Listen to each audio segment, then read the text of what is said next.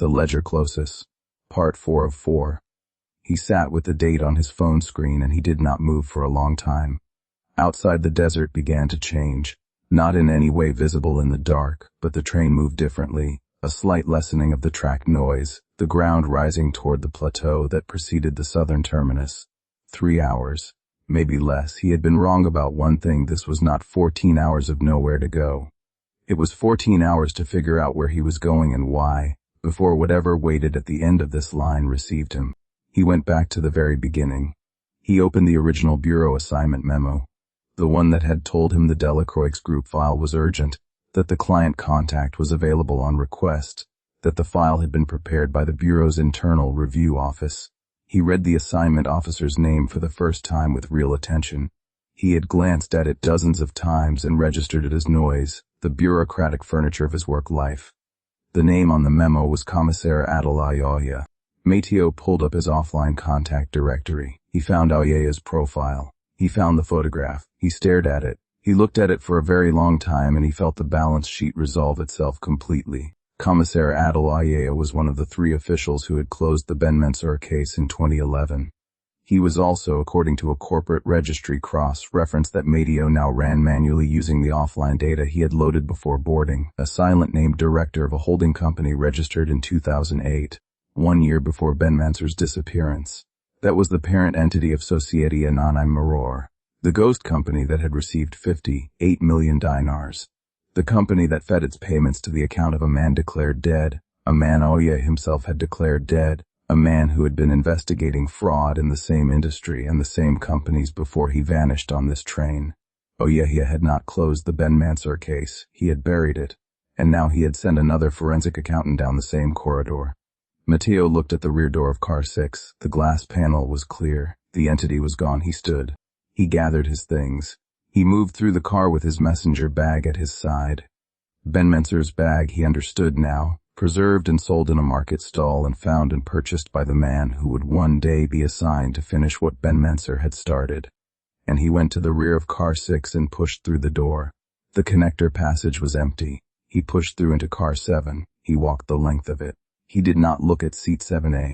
He walked to the very rear of the car and he sat in the last seat against the rear door, and he put his laptop on the tray table, and he began to build the document that would end Adel Ayaya.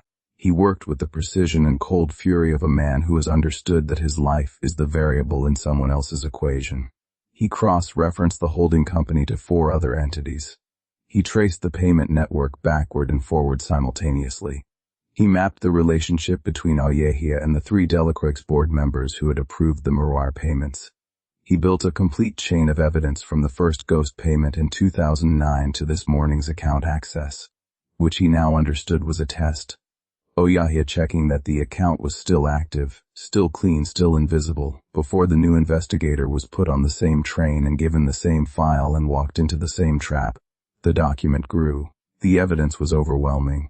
It was, in fact, the cleanest case Mateo had ever built, because the person who had engineered it had been sloppy in the way that people are sloppy when they believe they are completely safe, and Mateo had 14 years of experience finding the places where safe people get sloppy.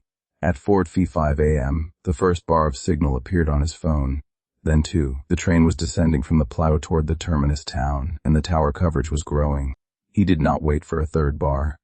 He opened his encrypted bureau reporting application and he began to upload the document. It took 4 minutes. The progress bar moved with excruciating slowness, and twice it paused and Mateo pressed his palm flat against the seat in front of him and breathed through his nose and waited. At 4:59 a.m. the upload completed. He sent a secondary copy to an encrypted external server registered in a different jurisdiction. He put the phone down. He leaned back. He looked at the ceiling of car 7. He had not looked at seat 7A once since returning to this car. He looked now. It was empty. Just a seat. Just a bit of worn train upholstery in the dim pre-dawn light with the desert beginning to show gray and flat through the windows as the sky changed. He looked for a long time. The seat was empty and the connector doors behind him were dark and the other passengers were beginning to stir as the terminus approach changed the rhythm of the train and the announcement tone sounded softly from the speakers. 20 minutes to arrival, he breathed. He put his glasses on top of his head and rubbed his eyes and put them back. He reached down to his messenger bag and undid the clasp and reached inside for his pen, and his hand closed around something that had not been there before. Something flat and rectangular and rigid, tucked along the inside base of the bag beneath his files.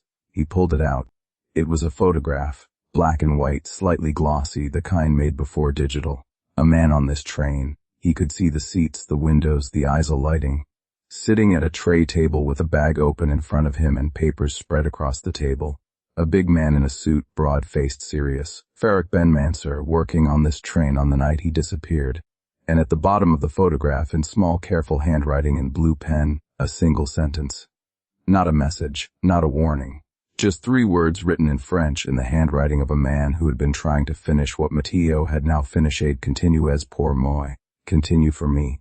Mateo looked at the photograph for a long time in the gray pre-dawn light of the Zarqa Express as the desert flattened toward the terminus and the sky went from black to purple to the first cold edge of orange.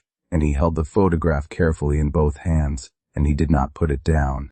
When he finally stepped off the train at the terminus with Benmansour's bag on his shoulder and the completed evidence file already uploading to 3 different servers, 2 bureau investigators met him on the platform.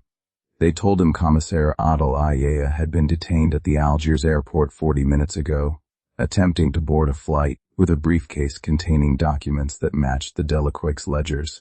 The briefcase, the investigators noted, was brand new, but the initials embossed on the clasp were old, and they were not Ayaya's initials. That's it for part 4. Follow Untold Lores for part 1 of our next story. Like and subscribe for daily stories.